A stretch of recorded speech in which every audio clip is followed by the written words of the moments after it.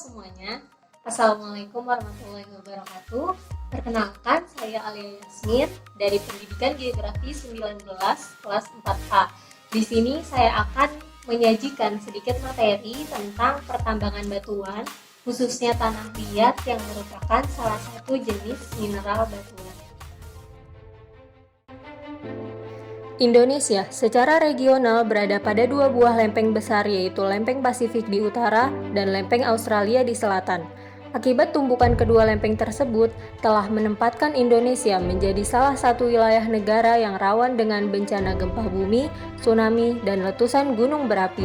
Namun, di balik bencana alam akibat tumbukan dua lempeng tersebut membawa hikmah yang tak ternilai harganya. Akibat aktivitas pergerakan kedua lempeng tersebut pula lah akhirnya menghasilkan tatanan tektonik yang lengkap. Kondisi geologi demikian mendukung pembentukan mineralisasi berbagai mineral atau bahan galian berharga sebagai anugerah Tuhan Yang Maha Esa yang patut disyukuri, misalnya mineral logam dan lain-lain. Proses mineralisasi adalah salah satu hikmah dari bencana yang diakibatkan tumbukan kedua lempeng tersebut. Secara nyata telah menempatkan Indonesia sebagai negara kaya akan berbagai macam mineral atau bahan galian. Sumber daya mineral atau bahan galian yang terkandung di Indonesia sebenarnya sudah diusahakan sejak zaman Hindia Belanda, seperti tambang emas di Cikotok yang baru dilakukan penutupan di akhir tahun 80-an. Kemudian tambang bauksit di Pulau Bintan, tambang batu bara di Sumatera Barat, dan lain-lain. Melihat sejarah pertambangan Indonesia yang sudah berjalan cukup lama, merupakan modal dasar pembangunan dalam rangka mencapai tujuan sebesar-besarnya untuk memakmurkan rakyat. Pertambangan mempunyai beberapa karakteristik, yaitu tidak dapat diperbaharui, mempunyai resiko relatif lebih tinggi, dan pengusahanya mempunyai dampak lingkungan baik fisik maupun lingkungan yang relatif lebih tinggi dibandingkan pengusaha komoditi lain pada umumnya. Pada dasarnya, karena sifatnya yang tidak dapat diperbaharui tersebut, pengusaha pertambangan selalu mencari cadangan terbukti baru.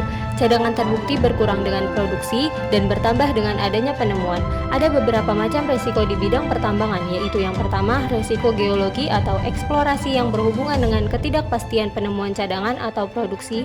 Yang kedua, resiko teknologi yang berhubungan dengan ketidakpastian biaya. Yang ketiga, resiko pasar yang berhubungan dengan perubahan harga. Dan yang terakhir, resiko kebijakan pemerintah yang berhubungan dengan perubahan pajak dan harga domestik. Risiko-risiko tersebut berhubungan dengan besaran yang mempengaruhi keuntungan usaha, yaitu produksi, harga, biaya, dan pajak usaha yang mempunyai risiko relatif lebih tinggi menuntut pengembalian keuntungan yang lebih tinggi. Tanah liat merupakan jenis tanah yang terbentuk dari proses pelapukan kerak bumi. Kerak bumi tersebut sebagian disusun oleh batuan feldspathic, yakni batuan yang terdiri dari batuan granit dan juga batuan beku. Kerak bumi yang melapuk tersebut terdiri atas berbagai unsur seperti silikon, oksigen, dan aluminium sebagai unsur terbanyak. Kemudian, aktivitas panas dari bumi membuat kerak bumi tersebut melapuk yang dilakukan oleh asam karbonat. Proses inilah yang menjadikan terbentuknya tanah liat.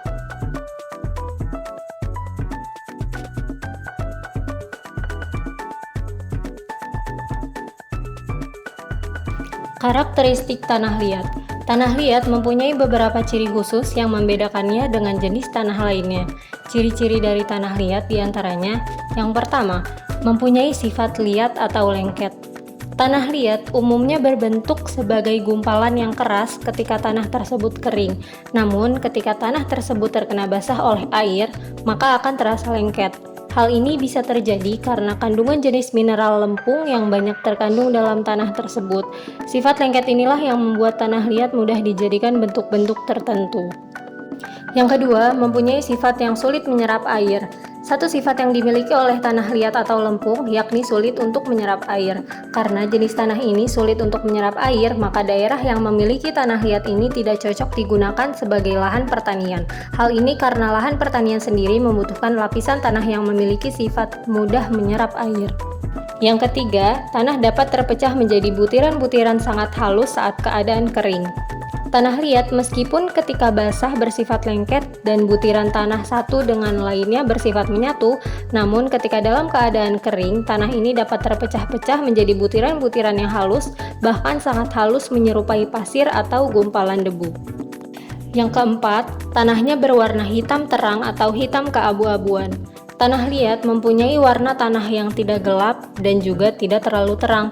Dengan kata lain, tanah liat ini mempunyai warna yang hitam cenderung keabu-abuan. Yang terakhir, tanah liat merupakan bahan baku untuk membuat kerajinan tangan berupa gerabah atau tembikar. Karena tanah liat ini memiliki sifat yang lengket, maka tanah liat ini dijadikan sebagai bahan baku untuk membuat berbagai kerajinan tangan seperti gerabah dan juga tembikar.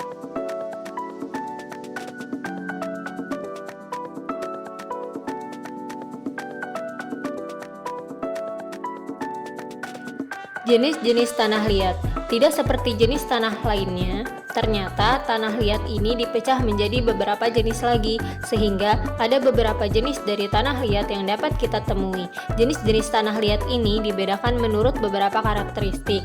Jenis tersebut dilihat dari sifatnya, yakni dibagi menjadi dua, yaitu tanah liat primer dan tanah liat sekunder. Tanah liat primer. Tanah liat primer atau tanah liat residu merupakan jenis tanah liat yang terbentuk dari pelapukan batuan feldspatik dan dilakukan oleh tenaga endogen yang tidak berpindah dari batuan induk atau batuan asalnya.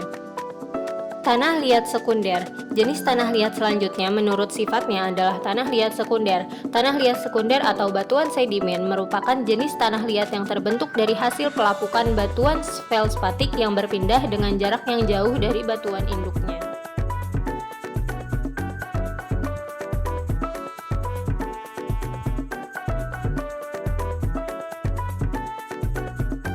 Kegunaan tanah liat. Selain memiliki kegunaan dalam bidang kerajinan tangan, tanah liat sebenarnya memiliki banyak manfaat jika berhubungan dengan bangunan. Tanah liat adalah bahan serbaguna, hingga banyak orang yang menyamakan manfaatnya dengan kayu dalam hal pembangunan. Berdasarkan penelitian, tanah liat sangat cocok digunakan sebagai bahan pembuat batu bata dan dapat didaur ulang sesuai dengan keinginan dari pengrajinnya. Bahkan, sejumlah rumah memiliki bahan dasar tanah liat sebagai fondasi utamanya seperti rumah unik di Kolombia bernama Casa Terracotta. Beberapa keunggulan rumah berbahan dasar tanah liat diantaranya tidak mengeluarkan banyak biaya karena tanah liat tidak mengelupas, melengkung, atau habis dimakan rayap dan mampu menyerap panas dan suara dengan sangat baik. Selain itu, perawatan rumah dengan bahan dasar tanah liat juga lebih hemat karena tembok yang dibangun dari tanah liat itu tidak akan bobrok serta anti kebakaran. Sebenarnya, fungsi tersebut bisa langsung dirasakan pada rumah yang dibangun dengan batu bata yang terbukti awet, murah, tapi juga kuat. Tanah liat diperkirakan tahan lama hingga mencapai 100 tahun lamanya, sehingga tidak hanya cocok untuk dibentuk menjadi batu bata, tetapi juga digunakan sebagai bahan keramik pada rumah. Selain itu, tanah liat juga bisa dijadikan sebagai bahan baku pembuat genteng rumah, pembuat dinding, hingga dekorasi di dalam rumah.